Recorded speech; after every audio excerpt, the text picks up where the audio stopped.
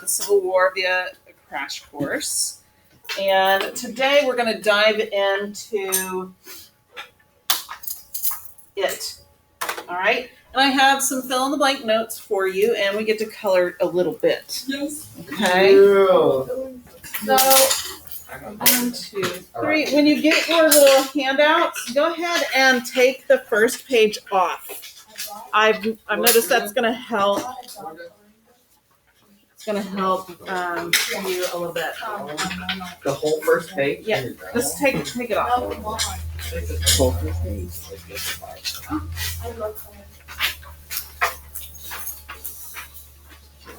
We'll probably need a regular pencil. Yeah, or you could use the colored pencil that you have. It's fine. The first one? Do we need this one? Yes, you do need it. It's easier to separate the two. That's what I thought. Wow. Okay. Now, questions of life today. So the front page that you took off is double-sided. The first, it'll help, I think. It is a timeline of the major events that lead to the actual armed conflict. On the back of your timeline is a labeled map, and this is what we will be coloring in gradually as we go along. Okay, and I'll tell you what to do that. But what's interesting, I want you to see, in 1860, look at Virginia. Okay. Find Virginia. That's not what it looks like today. It doesn't? Nope. What's missing? West Virginia. West Virginia. It's in the middle of the Civil War that West Virginia decides not to be part of Virginia anymore. It's really interesting. So Okay. then it just breaks off the west part. Yes, and it goes to the north. Okay. All right. So that's what we're going to do with the first one. So as we go through, I'll stop and say, hey, why don't you color this state in, and continue to do that. But we're going to start with the fill in the blank parts. Right, where it says U.S. election of 1860 winner. And who might that be? Lincoln. Is it Abraham Lincoln? Okay. So yes. Yep.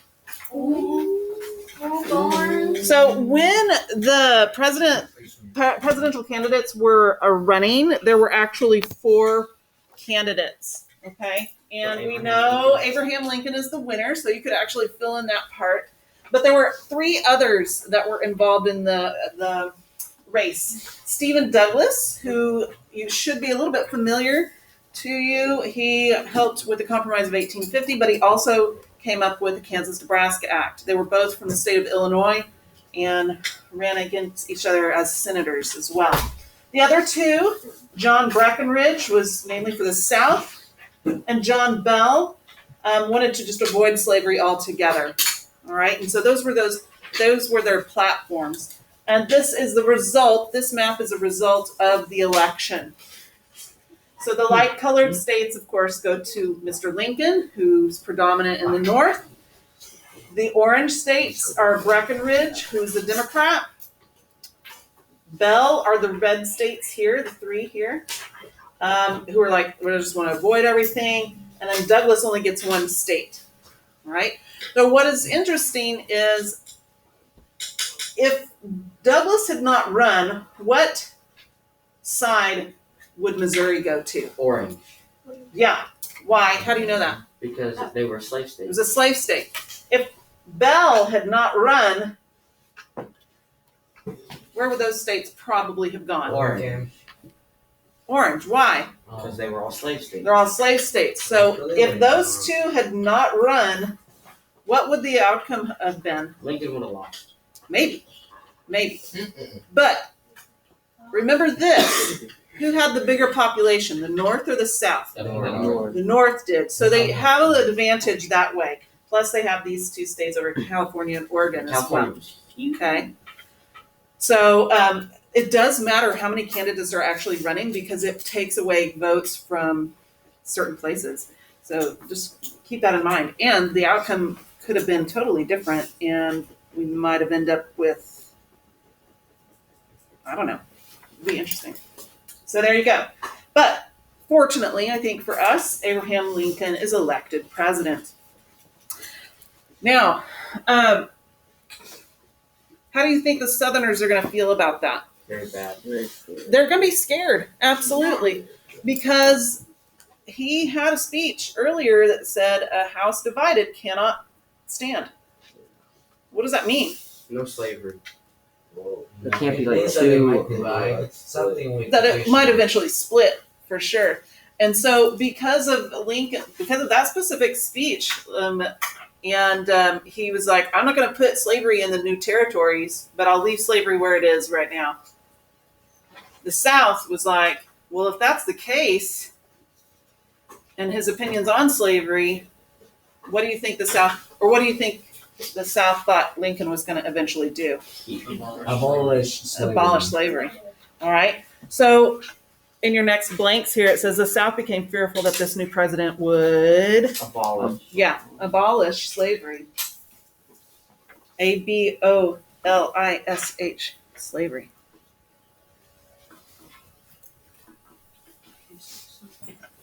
Wait, what? ABOLISH. Ish. Okay. All right. So here is a reaction a week after the election. Okay. And by the way, did you notice when it was? 18, yeah. So look on the front page of your timeline. You can fill that out. See up at the top? Oh, you can fill in the blank there. November 6th, 1860 is when Lincoln was elected. So Texas ran an article a week after the election of Mr. Lincoln. And it said the governor of South Carolina, quote, earnestly recommended that in the event of Abraham Lincoln's election to the presidency, a convention for the people of the state be immediately called to consider and determine for themselves the mode and measure of redress. So they're saying, if this happens, which it did, then the people need to gather and figure out what to do, right? Because we're freaking out. So the governor says, the only alternative left, in my judgment, is the secession of South Carolina from the federal union. The indications of many of the southern states justify the conclusion that the secession of South Carolina would be immediately followed, if not adopted at the same time, that's what that means, by them and ultimately by the entire South. The state has, with great unanimity, declared that she has the right peaceably to secede, and no power on earth can rightly prevent it. So secession is immediately. Yeah, basically, that's what South Carolina wants to do. All right, so that's a reaction just 7 days after the election. But it did take a little bit longer for South Carolina to secede, and they did on December 20th, 1860. Now your next blank here on your outline here is South Carolina is the first state to secede from the Union on December 20th, 1860. And this is where I want you to use your colored pencil to color in South Carolina. So once you fill that out, you go to your map and find South Carolina and color it in. Okay.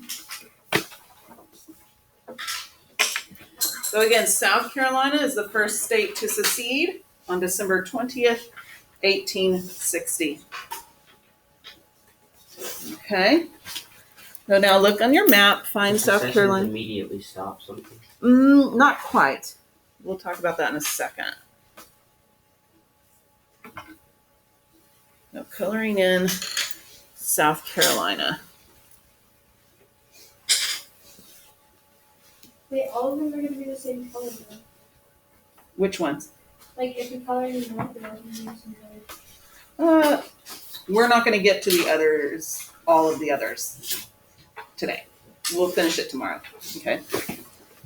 I'm just judging this based on how far we went in first hour. So what does secession mean? Yeah, break up, break away, leave the union in this case, of course, or separate. Any of those things would qualify as the definition for secession? Break away, break apart, separate, or to leave the union?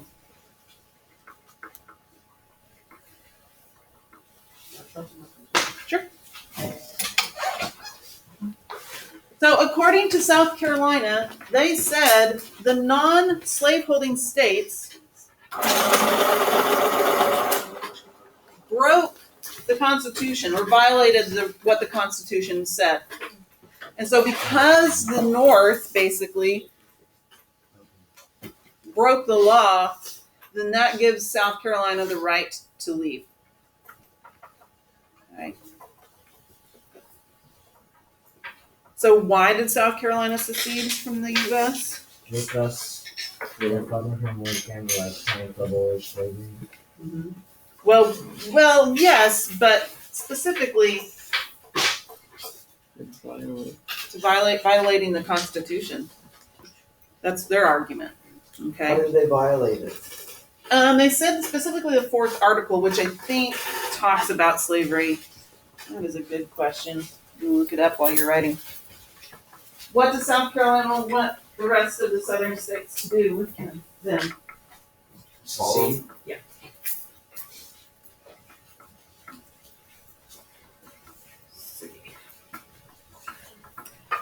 Fourth article of Constitution.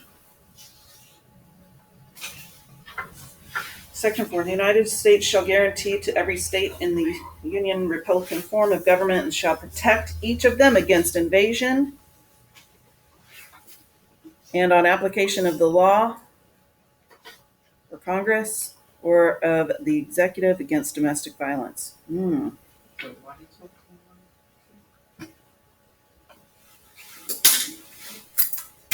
Because the Union violated the fourth article of the Constitution. So they broke the law.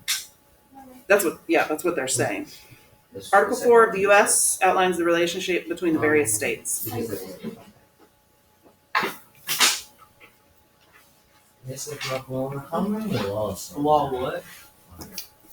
They violated To the Constitution, there are 27 amendments. But laws like local, state, and federal, I have no idea. Probably a bajillion. You know. Yeah. All right. And then lastly, on that front page with your notes, South Carolina wants other southern states to Follow them. follow them. So why would those southern states do that? To keep slavery. Yeah, because they agree with Slavery. slavery as well as what state that went first? South Carolina. Now, what if, okay, so South Carolina was like, see ya. What if no other southern states did it? Would they have to come back? No, what if the southern states besides South Carolina is like, no, I'm not going to secede? Then they're probably all. Yeah. So South Carolina alone was not powerful enough to defend itself if there was going to be an attack. But if you have more, then that's a bigger problem for the U.S. Yes, sir. When like South Carolina succeed or like succeed is it okay? So when they did that, they were they their own state or what were they? They're basically trying to create their own country. Yeah. Okay. Where'd my little thing go? Okay, so within the next 6 weeks, 6 other states vote to secede. And that is the creation of the Confederate States of America. So there's South Carolina. And the other 6 states, which I'd like you to color the same color, include Florida, Georgia, Alabama, Mississippi, Louisiana, and Texas.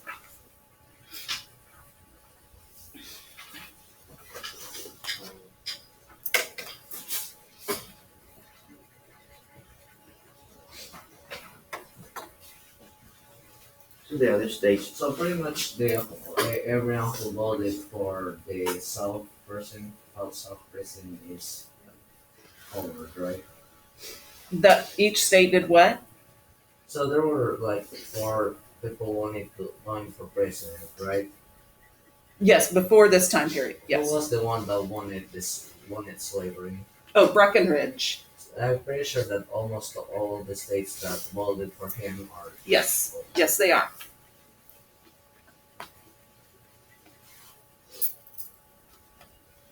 So the other states wanted to secede so they could become their own country and keep slavery. Correct.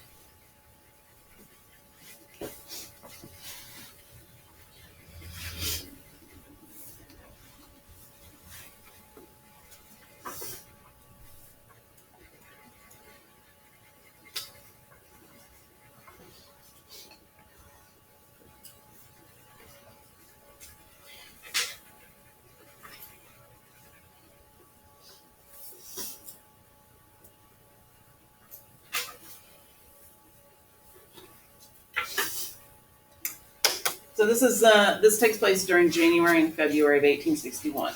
Which states have not seceded yet? Arkansas. Arkansas. Kentucky. Yep. Tennessee. Unorganized territory. Oh. They don't get a chance to say. They don't get a Oh. because they don't. They don't have a state. Kansas. No. 1861. I think it's in March at that point they become free. They will say Missouri. Nope. Virginia. Virginia has not done it yet. They're so close to the nation's capital, though. Right. So, and that becomes an issue. Okay. For sure. All right, as you are finishing up, who do you think was the leader, or do you know who the leader of the Confederate States of America was? Jefferson Davis. Yeah, it was Jefferson Davis, which is interesting that they didn't pick Breckinridge, who ran for president, so it's interesting. So Jefferson Davis, I believe, was from Mississippi. He was a slave owner, and they asked him to become the president of the Confederacy, or for the Confederacy. That was on February 9th, 1861. And this is a picture of Jefferson Davis. And some people have noticed in other classes, wow, he looks very much like who? Abraham. Abraham Lincoln when he doesn't have his beard. Yeah. So when you are elected, then you are sworn into office. Afterwards, you usually give a speech. Let's see if this is the right one. Yep. Awesome. So this is what Jefferson Davis said on February 18th when he was sworn in as president. He said, "I enter upon the duties of the office to which I have been chosen with the hope that the beginning of our career as a Confederacy may not be obstructed by hostile opposition to our enjoyment of the separate existence and independence which we have asserted, and with the blessing of Providence," which means what? Or who? God. "Intend to maintain our present condition achieved in a manner unprecedented in the history of nations, illustrates the American idea that governments rest upon the consent of the governed, and that it is the right of the people to alter or abolish governments whenever they become destructive of the ends for which they were established." That is a direct quote from the Declaration of Independence in 1776. So they're using that model to do exactly what the colonists did to the British. So it's kind of funny that he's saying we achieved this in an unprecedented manner, which is exactly what we did in the first place. Okay. So who does Jefferson say created the Confederacy? The people. The people. So the That's the consent of the governed. Who are the ones being governed? The South. The people. Okay? And the people said, yes, this is what we want to do. Okay. Does Mr. Davis want peace or does he want war? War. How do you know? Where's their quote that shows that he wants to fight? No, he wants. He said that you need to take down the governments if they become destructive. Okay. Okay. So he does say in order to do this, we could become destructive. Are they trying to abolish the government? Yes. Are they? Nope. What are they doing instead? Trying to create another one. Create another one. Okay. Is that violent, or That's is very. It's to peaceful. create another government? Say, hey, we're not going to be part of you anymore. We're just going to create our own government. That's violent. No, it's kind of not. Okay. So he wanted peace. He wants peace. He says, the beginning of our career may not be obstructed by hostile opposition, but enjoyment of the separate existence and independence. Okay? So he's saying, we want to do this peacefully, but it's really up to the hostile opposition to not wage war with us. Okay? So may not be obstructed by hostile opposition. The opposition being Lincoln himself and the United States.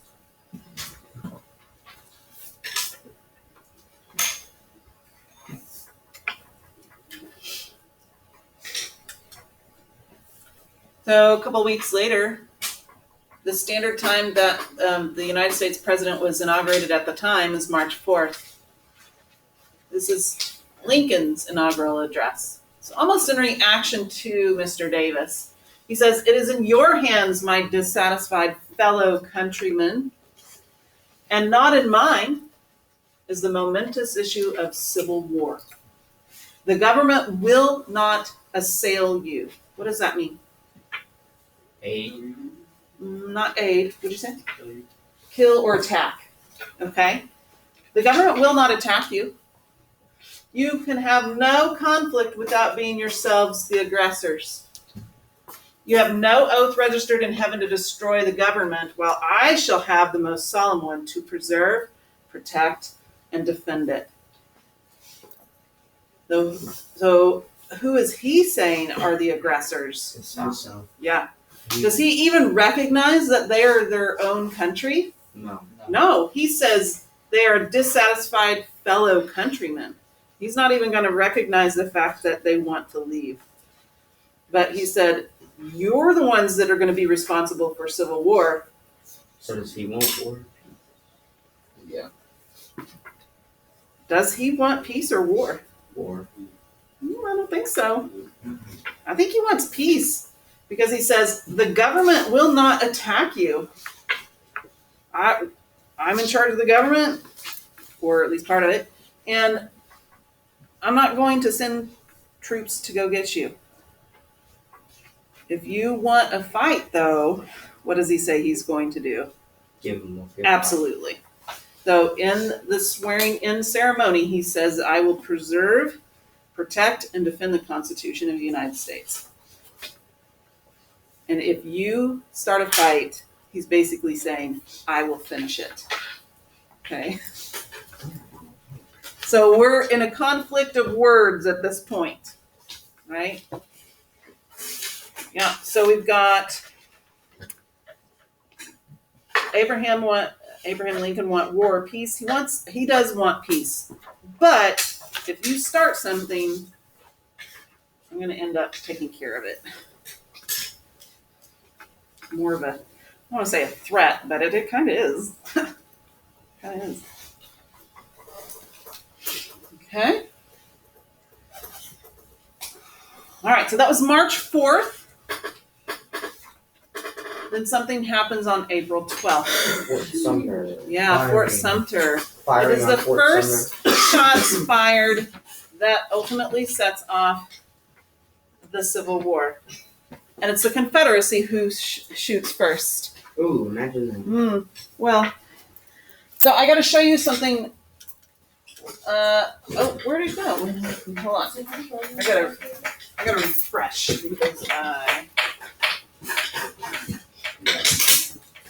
So do we write firing on Fort Sumter? for what? the timeline. Oh, yeah, you can fill that part in. Yeah, that's good. Oh, I added a map so you can see where actually Fort Sumter is. Anybody know? Probably south of the Somewhere in the Alabama. south. Okay. Oregon. Yes, okay. So I added this because they didn't have it. So you gotta know where Fort Sumter is to answer one of these questions. All right, so here's South Carolina, first state that you colored in, and here's Charleston. Charleston is in Charleston Harbor, okay?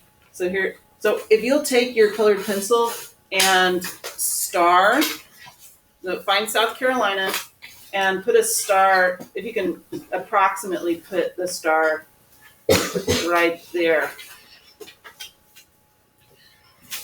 If that makes sense to you.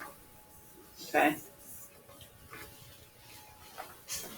Right there on the border. It's enough. It is, but if you understand where Fort Sumter is, it's actually an island in the middle of Charleston Harbor. Okay? Is it a big island? No, it's this size right here.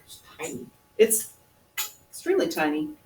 But Fort Sumter belonged to the Union or the United States, not the Confederate States. Look what it's surrounded by. Water? Do you know what batteries are? No. Batteries are like cannons. Oh, Okay. those got big. Ooh. Yeah. The red is Confederate locations. The blue plus Fort Sumter are federal locations. I mean, Oh, federal sorry. referring to Union. So it's surrounded by Confederate camp Yes. on purpose. Yes. Does Fort Sumter have a chance? No. No. I don't think so. Mm. Look how tiny it is. It's two cannons right It's like there. one building and, it's not much there. Okay? So why the heck would the Confederacy fire on Fort Sumter? Take it Start a as war. it's the Union. Like it's the Because it's Union owned, okay? It's surrounded by the CSA. It's like the last holdout before, I don't want to say giving up, but really starting something. And Lincoln was extremely smart.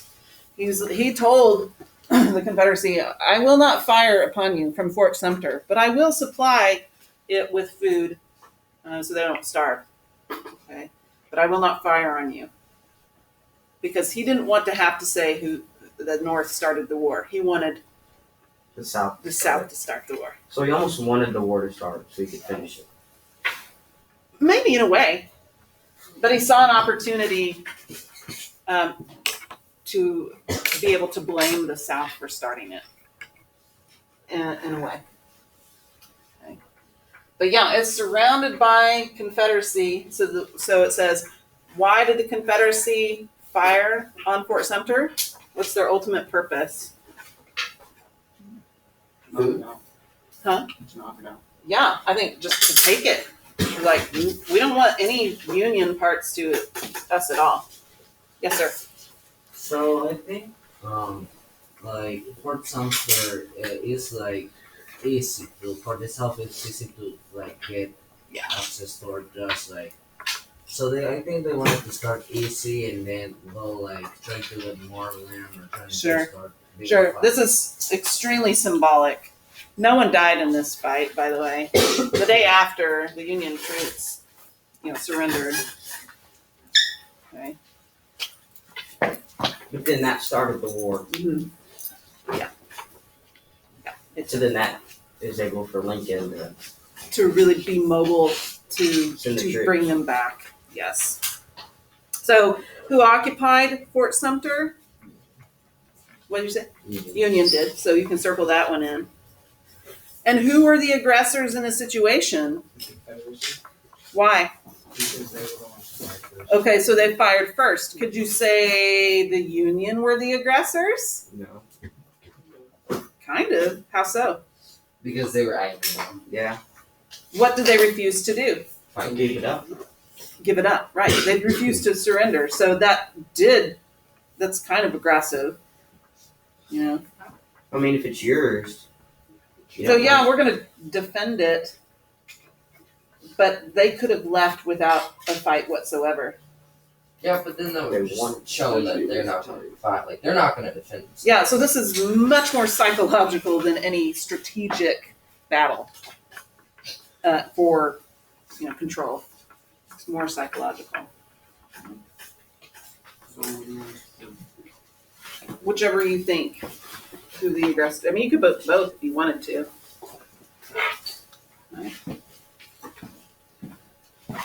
All right. What's next? So here is the reaction by Virginia. How many days? 3 days after the firing at Fort Sumter. So this is from what effects of the news at Richmond. This is a newspaper, Inquirer, I think. The procession had swelled to about 3,000 persons by the time the column halted at the Tredegar Iron Works to witness the raising of a large Southern Confederacy flag over the main buildings of the works, which was done by the employees of the establishment. Without delay, the flag was hauled up. The band played the Marseillaise, and cannon, manufactured at the Tredegar for the use of the Confederate government, thundered a welcome to the banner of the South. And that's how the Confederate flag was. So we'll get there. So how did the citizens of Virginia react to the firing of Fort Sumter? What were they? What was their feeling? What was their emotion? They were mad. They were? Were they happy? The procession. What's a procession? They parade. It's like a parade, okay? They had a band, okay? They had 3,000 people in this parade, and they're marching to the Tredegar Iron Works, which just happens to be making what? Cannon. Cannons. Is Virginia part of the Confederacy at this point? Yes. No, they are not. They are. No, they aren't. So they've already been making cannons for the South, or the Confederacy. And they're raising a Confederate flag. They haven't seceded yet. Obviously they do, but they're really, really excited. All right? And they're playing a song called the Marseillaise, which is French. So this would be the French Revolution, like a throwback to, woo, we're being part of the people and throwing down the government and that kind of thing. So they're having a grand old time. They're excited. Yes, sir. How does the Confederacy flag look like? We will talk about that next week. Maybe next week. Well, I'll show you. Okay. It's the one with the big X. Nope. Nope. No. So the citizens of Richmond are excited. And how do you know this? Because they had a parade. They were singing songs. They had a band playing. They were already creating weapons for the Confederacy.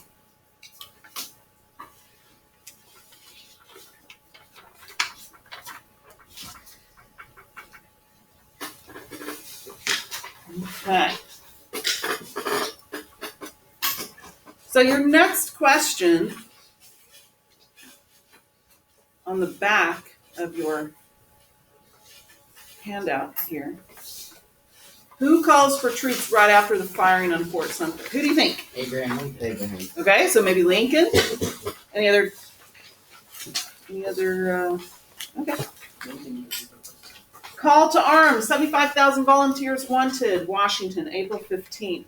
Under the act of Congress for calling out the militia to execute the laws of the Union to suppress insurrection. Secretary of War. Yes, Lincoln does call for troops, 75,000 volunteers. However, on April 17th, 1861, this comes out as well. To arms, to arms, to arms, defend your homes and firesides. It says defend. Who is calling for troops? The Southerners did. Confederacy, yes. But the first Says- one was The first Lincoln. one was Lincoln, but the second one is the Confederacy. It says 300 able-bodied young men are wanted to meet in Lexington on Saturday, April 20th, 1861, to form 3 companies of volunteers for the defense of Virginia against the invasion threatened by her northern foes. Your state is in danger. Rally to her standard. Standard is a flag. Lexington, April 17th, 1861. This is the same day that Virginia secedes. Oh, it doesn't say that, but April 16th. 17th. Okay. Oh, April 17th, Virginia joins the Confederacy. The same day they asked for 300 volunteers. How many did Lincoln ask for? 75,000. 75,000. Okay, that's. They're gonna get wiped out. Can you divide 70? 75,000 is like the size of Fayetteville. The population. And then against 300, which It's is smaller than Fayetteville. which is like Smaller than West. less than like a percent of this. That's only 3 companies, which is made up of 100 people. That's a lot. That's not a lot. That's the size of West Fork Middle School numbers. Yeah, pretty much. All right. So Virginia joined the Confederacy April 17th, 1861. How about you color in Virginia?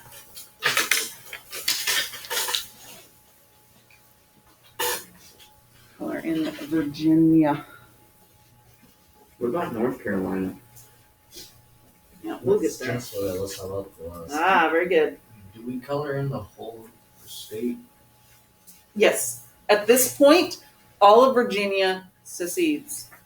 I think it's not until 1863 that West Virginia is created and joins the North. So by the end.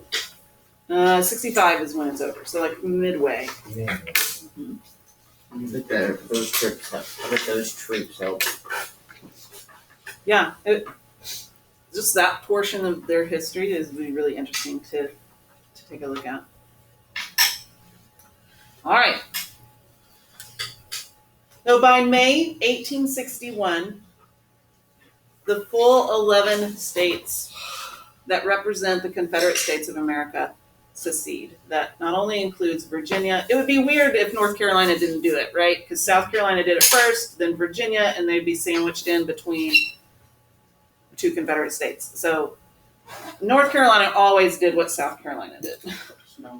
So now, go ahead and color in the last 3 states, which include North Carolina, not Kentucky, Tennessee, and Arkansas.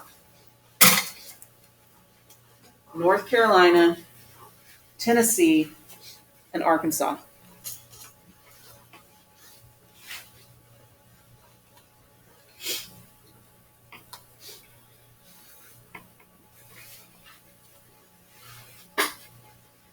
This represents the Confederate States of America. So once you're done coloring, maybe off to the side or underneath, just write maybe CSA.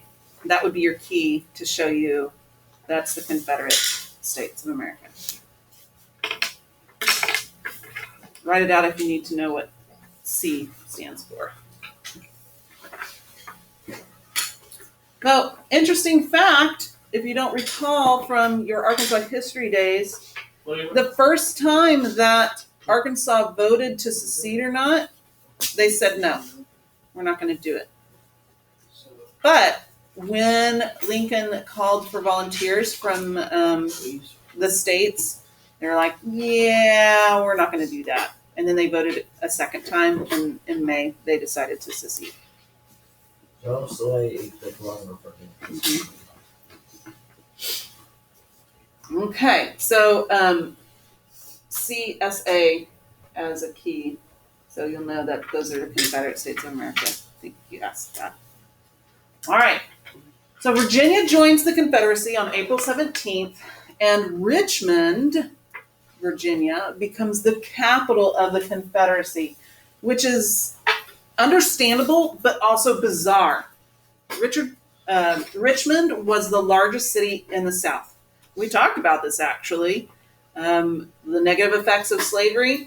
Richmond was the largest city because it had more industry and more urban jobs than just agriculture. The unfortunate thing for Richmond, I guess, is that it's extremely close to the north and Washington, D.C. usually for a new country, you would want to protect the government, the capital, and you'd probably want it in a harder location to get to. Maybe so, yeah. But they didn't, because in that article we read, they had to have weapons and ammunition, and they could do that in Richmond. Okay, where are we at? All right, what's the next one? I can't remember. So shortly after, so that was April 17th, and by the end of May, we had the full Confederate States. So they called for volunteers on either side. You can't just go out and start doing your thing. You have to train your troops, okay? And that's what they were doing. July 21st was the first major land battle that resulted in major casualties. First major land battle of the Civil War is the Battle of First Manassas, also known as Bull Run. So if you look at your timeline, Battle of Bull Run.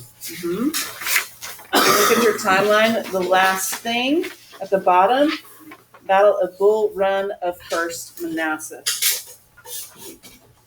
And it's near Manassas, Virginia. It's called Bull Run because of the creek that ran through it. And if it's called the first battle, what does that indicate? There's a second. There is a second one later, yes. The battle where people said back and like had a picture coming out. This is it. This is one of many. Yeah. So, so people knew that this was about to happen, and so a lot of people went to go watch the battle, okay, and have a picnic. Wait, what? Yes. For entertainment purposes, I guess. What was not so great was, I mean, you cannot control necessarily, unless you're very good at what your job is, Where the battle goes. where the battle goes. Okay, so a lot of civilians were run over because of the battle, and we'll talk more about that tomorrow and finish our notes. Okay.